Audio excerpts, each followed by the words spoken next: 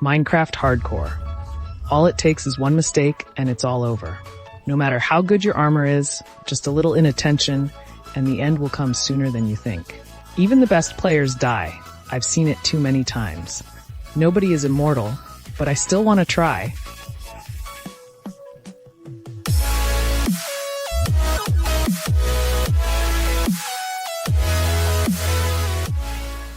Friends of the Sun, it was the 601 day, and the first thing I did was check how much Villager Farm had brought me in so far in Holy. That's a lot disturbed. I definitely don't think I'll starve anymore, but I didn't have any time to waste, so I went straight to work on the first project. I took all my flowers and some saplings and started hoping for bee nests. They spawn with a probability of 5 if you place a flower next to a sapling, and then let the tree grow with bone meal. As you might have guessed by now, I wanted to build a honey farm, but for that, I needed some beehives with 3 bees in them. So I planted what felt like 1,000 trees, then built glass balls like that, and then made sure that their hive actually had 3 bees in it. And friends, let me put it this way, it really was a complete slog at times. I was all the more relieved when I finally had 8 full hives on the 606th day. Coincidentally, a new cat ended up in the boat, right next to Horkrider. The honey farm shouldn't just sit around ugly somewhere. I wanted to build a cool medieval building for it, like with the super oven or the villager farm. But I was missing a few resources, so I briefly farmed wood, then turned brown concrete powder into normal concrete, and cut down a large part of the forest again. Now all that was left to do was a little terraforming, and the building could begin. I didn't have nearly enough glass with me, so I had to go to the desert where I got a few stacks of sand and then melted it into glass in the super furnace. But I had no more money, so I took 10 stacks of coal ore blocks and used them to build a tower, which I immediately dismantled again. Ultimately, well over 20 stacks came out, and the super furnace was able to start melting. Then I finished building the greenhouse. I really put a lot of effort into it and tried to incorporate some nice details. When I was done, another group of villagers came by, and I killed them and got the bad omen effect. With that, I started the raid with the villagers under the farmhouse. This time the raid was a little easier. Instead of carrots, I had golden carrots, and that really makes a big difference. It only happened once with 2 hearts, but otherwise the raid was really no longer a challenge, and on the night of the 616 day, I killed the last opponent. Now I was richer with 8 banner and 5 totem. The greenhouse was finished. All that was missing was the honey farm. And when I wanted to build it, I realized that I had built it a little too small. Well, now I just had to improvise and decided on a strange spot. The farm is now not in front of you, but above you. But I think it has something, and is even better than if I had built it on the ground. Unfortunately, I can't explain the farm to you very well because I don't really understand it myself. But as soon as there is honey in a beehive, it is collected by the dispenser and then ultimately goes into the bottom of the box. At least it should. It just didn't work for me. After a bit of research, I realized that I needed to put a lot more glass bottles in the dispensers, so I quickly repaired my shovel at Enderman Farm and then farmed some more sand. While I waited for it to turn to glass, I beautified the outside of the greenhouse and then the inside, which is where I really put some thought into again. With a little skill, you can get up to the farm, and I also hid the boxes and funnels. I then filled the farm with enough glass bottles, which should work perfectly. Time to present you the final product.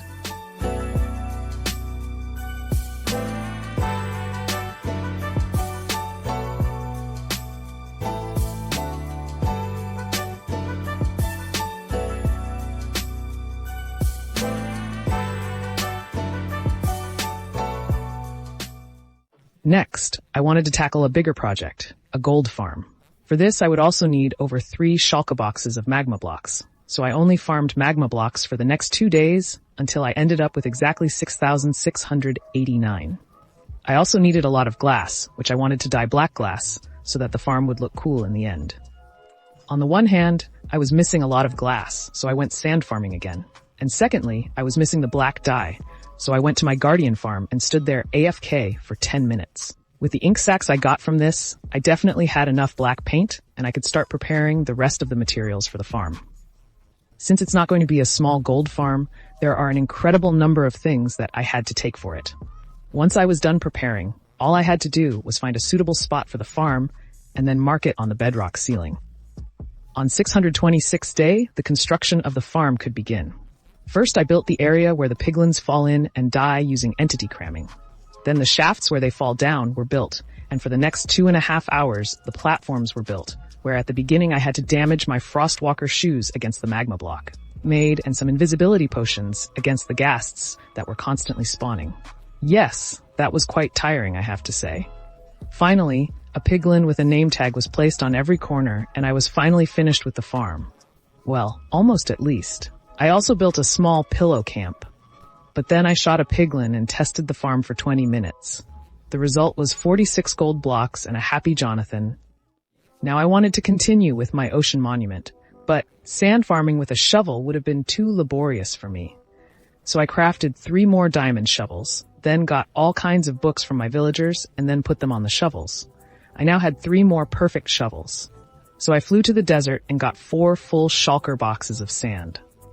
Then we continued with the construction of new sand walls. After 50 minutes of just clicking the right mouse button, the sand was gone again and I didn't get much further. So this is really a mega project. I wanted to continue a little bit. So here's another time lapse of how I farm sand. Yes, very exciting. For the next half hour, I just placed sand again, and it's really frustrating to see how slow progress is here. The further into the middle you get, the more annoying the guardians become.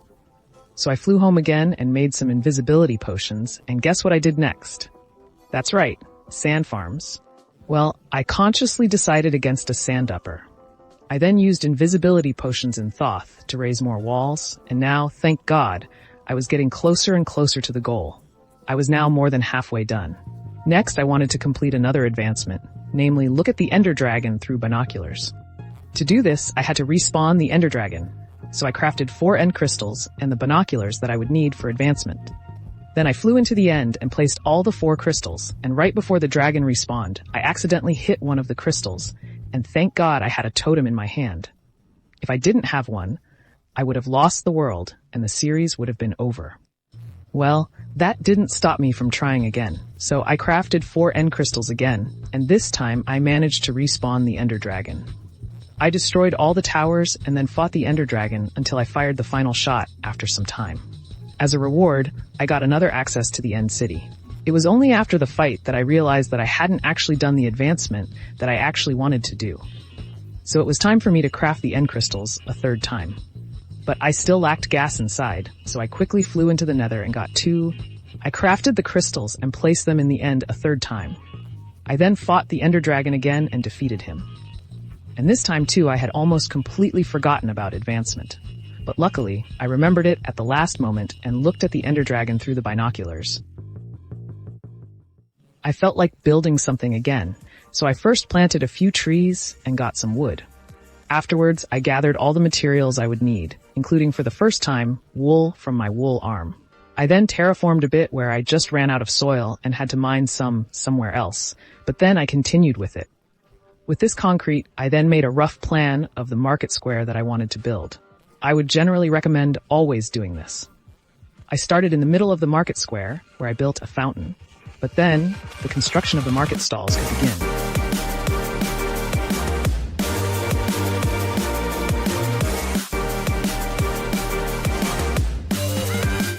I wanted to add traders to the market stalls so that it would look lively. I didn't want to put any in villager, so I thought about what I could do.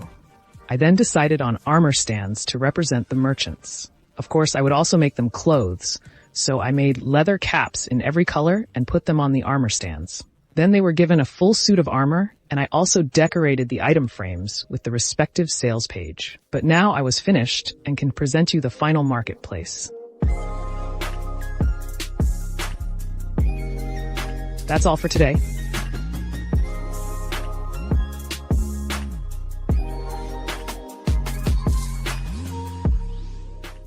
I had no more missiles, so I stood AFK by my gunpowder arm for 15 minutes. And when I went to pick up the black powder, I killed a drowned man who simply dropped me a trident, but I'll take care of that later. Now I wanted to build another farm. You wrote me so many comments that I should build a raid arm. So I wanted to accommodate your request here. By the way, you can also write your ideas in the comments. It would really help me a lot.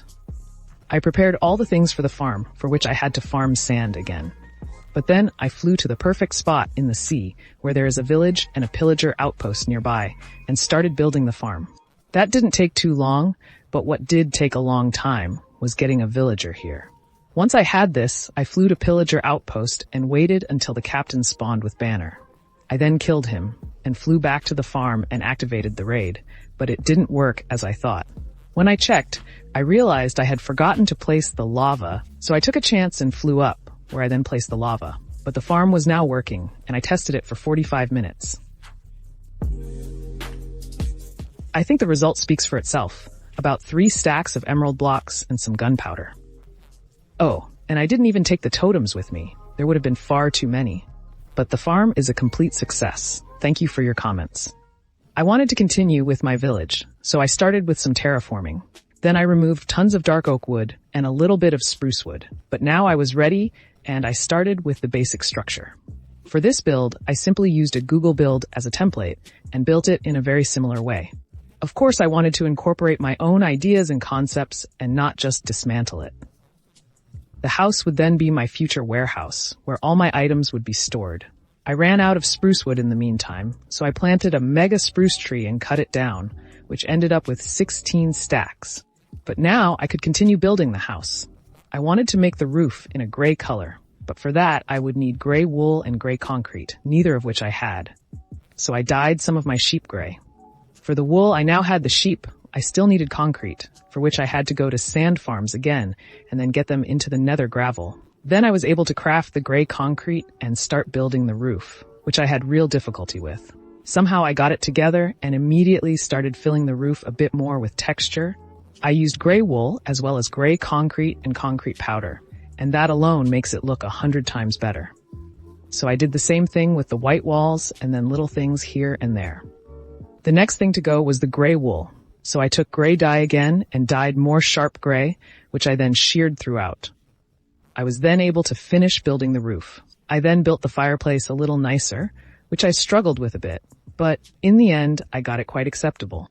Now I was almost finished building the house. What was still missing were the details and the decoration, which should not be underestimated.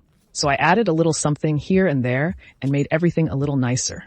There were flowers and leaves placed everywhere, and I even had to collect some for them. But then I was finally satisfied and just had to build the landscape around it. So I went mining there and terraformed around the landscape. Time to let you see the final product.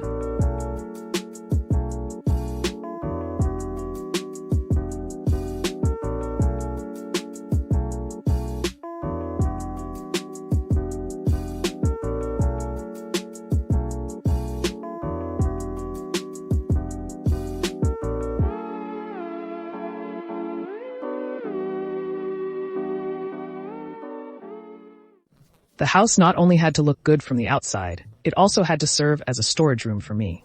So I spent the next few days dealing with it. I started with the main area, where wood, stone, and ores, which I often need, can be found right away. It took quite a long time to move everything from the old warehouse here, in case you're wondering why it took me 5 days. Next came the mob drop section, and then everything that had to do with farming. Then the small area for tools and books. I then ran out of leather for the item frames, so I flew around slaughtering cows and horses. The warehouse then continued to be built, and thousands of items were transported here. I'll just show you briefly how it's structured now. You come in, and in front of you are the main items that you need most often. Then on the left you come to the mob drops, the farm tems, tools, and books. To the right of the main items are things that I often need, such as torches, sticks, shulker boxes, and work blocks. Next is the redstone area, and finally are the decoration blocks. I won't be able to do the rest until the next 100 days. One thing I've wanted to do for ages was get the Nether sound record. So I went to Bastianucci and hoped for a little luck. I found the record right in the first bastion, and I was really happy. But since I also found other cool loot like netherite, obsidian, or gold, I decided to loot more bastions. It did get risky at times, but I have to say that I was completely lucky. I found one bastion after the other, and the loot was absolutely awesome. On the day of 698, I came home and treat you to everything I took with me. A lot of netherite and even an OP old apple. But what I actually went into the nether for was the record.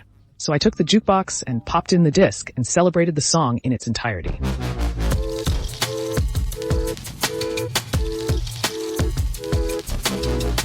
I only had 2 days left, but I wanted to use them.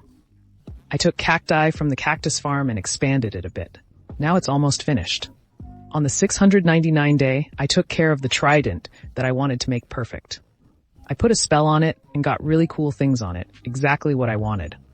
I bought mending and unbreaking from the villager and then put everything on the trident, which was now perfect.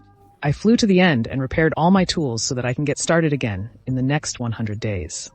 I wanted to use the last day again for your name requests. So I bought name eggs from the villager, and the horse is now called Reudiger, the cat next to the hawk-eater, Gino, the lonely dog, Carlton, and the greatest man of honor, namely, the Manning Illager, Kaiser Jonathan. That was it. I survived 700 days in Minecraft Hardcore without dying.